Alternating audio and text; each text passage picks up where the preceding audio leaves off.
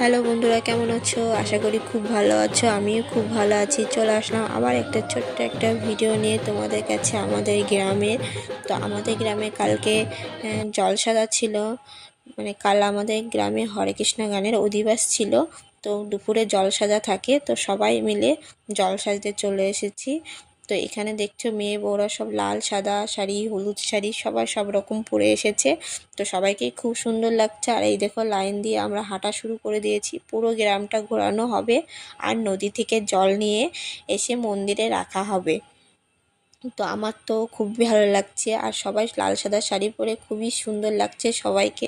অবশ্যই কমেন্টে বলবে সবাইকে কেমন লাগছে, আর আমাকে তো বলবেই আমাকে কেমন লাগছে, ভুলবে না কিন্তু। ঝটপট তাড়াতাড়ি কমেন্টে জানিয়ে দেবে। আর ভিড় দেখে বুঝতেই পারছো আমাদের পাড়ায় কেউ বাকি নেই জল সাজতে।